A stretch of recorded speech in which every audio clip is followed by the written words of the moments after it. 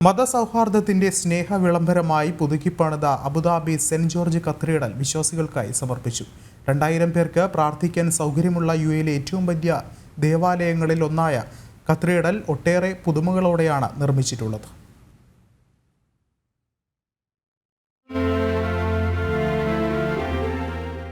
യുഎയിലെ ഏറ്റവും വലിയ ആരാധനാലയങ്ങളിൽ ഒന്നായ അബുദാബി സെന്റ് ജോർജ് കത്തീഡ്രൽ വിശ്വാസികൾക്കായി തുറന്നു. യുഎഇ രാഷ്ട്രപിതാവ് Sheikh Zayed bin Sultan Al Nahyan സ്ഥലം അനുവദിച്ച് അദ്ദേഹം തന്നെ ശിലയിട്ട ദേവാലയത്തിൽ 1971 ഡിസംബർ 1 ആദ്യ പ്രാർത്ഥന തുടങ്ങിയിട്ട് 53 വർഷം പിന്നിടുന്ന വേളയിലാണ് പുതുക്കിപ്പണിത കത്തീഡ്രൽ വിശ്വാസികൾക്കായി തുറന്നത്. കൂദാശികൾക്ക് സഭാ അധ്യക്ഷൻ പരിശുദ്ധ ബെസേലിയോസ് മാർത്തോമ മാത്യൂസ് തൃതീയൻ കാതോലിക്ക ബാബ മുഖ്യ കാർമ്മികത്വം വഹിച്ചു.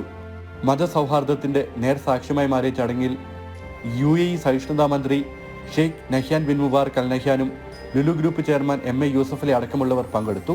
സഹിഷ്ണുതയുടെ സമാധാനത്തിന്റെ പ്രതീകമാണ് യുഎഇ എന്നും രാഷ്ട്രപിതാവ് Sheikh Zayed bin Sultan Al Nahyan മുന്നോട്ട് വെച്ച മതസൗഹാർദ്ദവും ദീർഘവീക്ഷണവുമാണ് രാജ്യത്തിന്റെ കരുത്തെന്നും Sheikh Nahyan bin Mubarak Al Nahyan പറഞ്ഞു. The United Arab Emirates is a tolerant country that draws people from many countries and diverse religious and ethnic backgrounds who live here in harmony and cooperation.